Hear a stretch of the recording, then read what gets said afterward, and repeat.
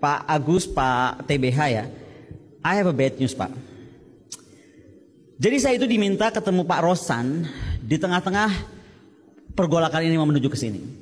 Pak Rosan minta saya gabung di 02. Saya sampaikan Pak Rosan, kenapa saya mesti gabung 02? Saya ini akademisi, saya ada di mana-mana. Toh saya bantu Pak Prabowo minta apa nih untuk bikin roadmap pertahanan kalau jadi presiden. Saya di tim itu Pak. Oke. Lalu dia bilang nggak bisa, harusnya Mbak Kolin lebih clear, pakai baju biru muda masuk. Saya bilang, sebentar, sebelum saya bilang apa dulu, saya mau tanya, emang Pak Prabowo ini bakal jadi presiden berapa lama? Ini nyampaikan Pak Rosan loh, duta besar kita mantan di Amerika. Jadi rencananya 2 tahun. 3 tahun berikutnya diikuti oleh Gibran. Saya langsung bangun, sebentar Pak Rosan. Jadi akan 2 tahun, lalu langsung diganti oleh Gibran. Pertanyaan gue bodoh aja nih, lu yakin Prabowo dibiarkan hidup oleh Jokowi 2 tahun? Kalau saya jadi Gibran atau jadi Pak Jokowi, saya matiin besok. Loh, betul gak sih?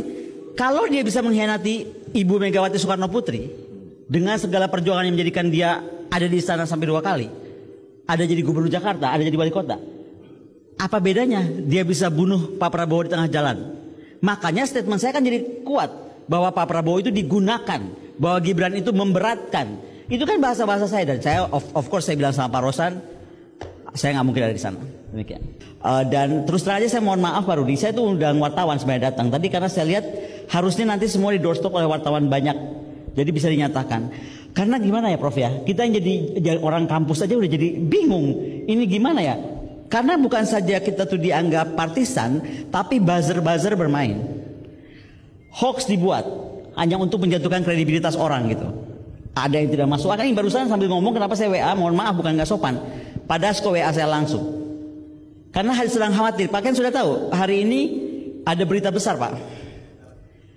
Buktinya saya belum tahu betul atau tidak, tapi ini berita dari Uni Eropa bahwa pembelian Emirates walaupun batal, tetapi pembayaran 7% komisi sudah diterima cash.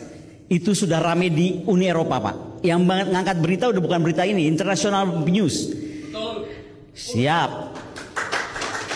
Jadi barusan Pak Dasko bilang, kakak tolong itu kan belum confirm. Loh, gue nggak bisa stop, itu di dunia internasional. Ini bukan pamannya Gibran yang ngeluarin berita. Kalau paman Gibran bisa di stop.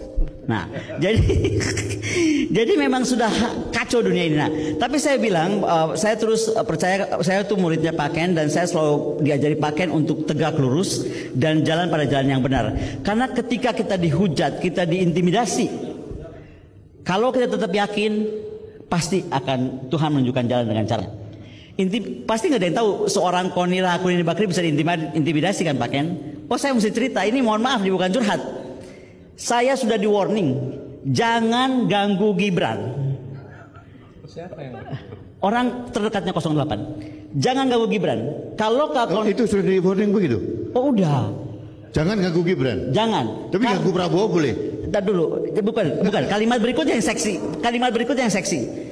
Karena kalau Jokowi sebagai orang Solo punya keris sepanjang sejengkal, Gibran kerisnya 2 jengkal.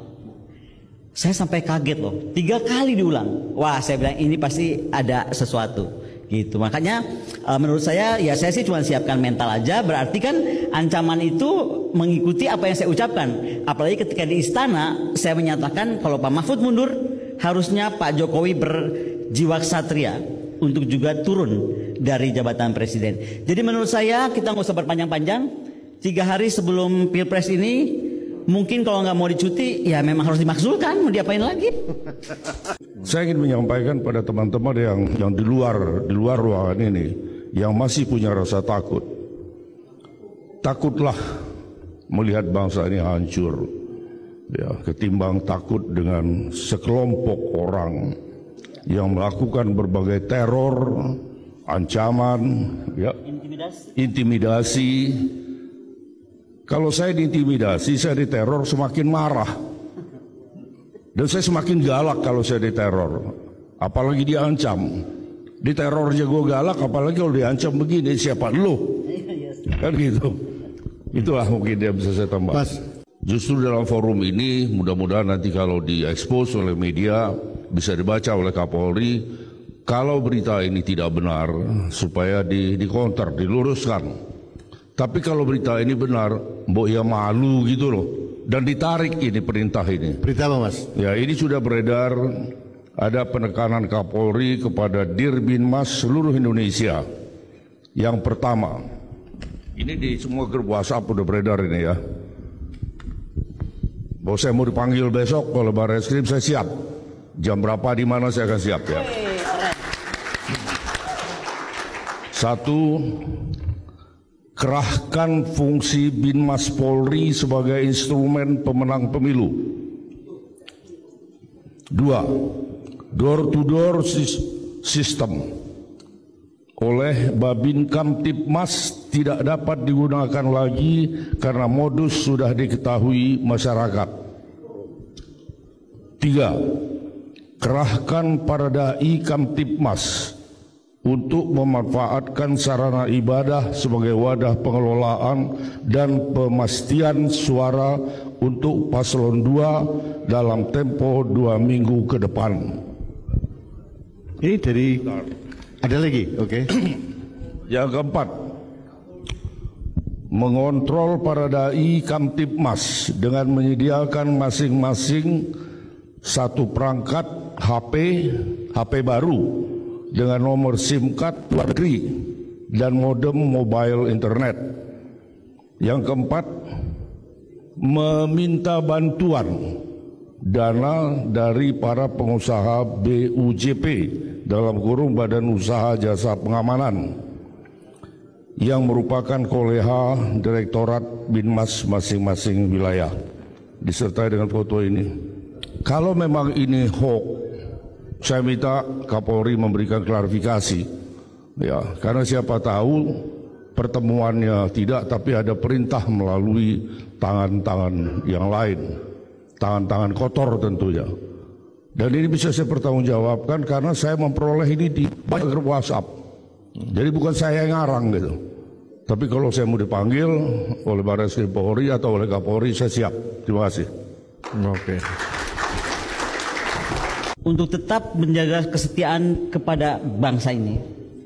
Tadi ketika Pak Yos membacakan poin Kapolri entah benar entah salah itu, saya teringat beberapa hari yang lalu ini saya selalu dihubungi bintang 1, bintang 2 polisi. Saya tuh jarang ngajar di polisi, Pak, karena saya ngajarnya di Sesko kan. Tapi di Sesko tuh selalu ada polisi. Di Sesko AL, AD, AO.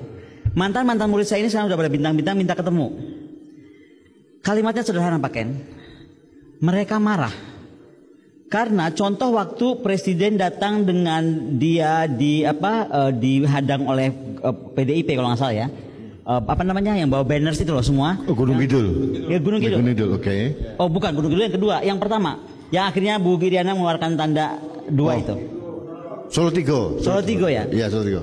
Itu yang polisi yang menemui saya bilang, saya nggak sebut namanya, dia bintang 2 sekarang.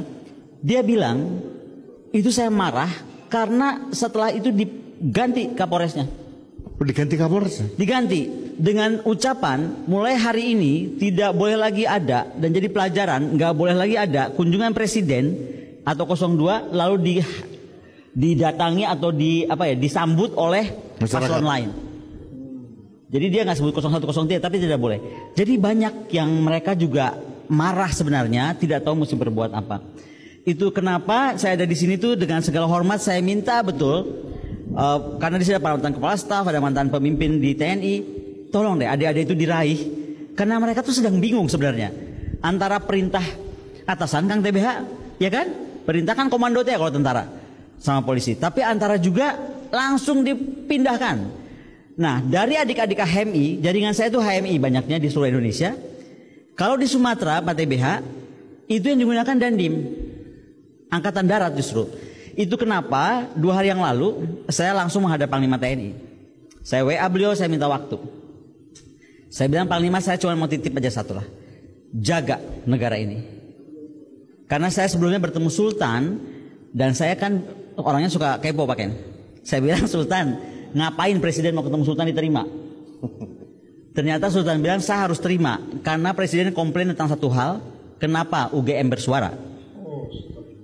Yang kedua, Sultan jawab dong, ya itu mahasiswa akademisi dan itu hak mereka untuk berbicara tentang kebenaran.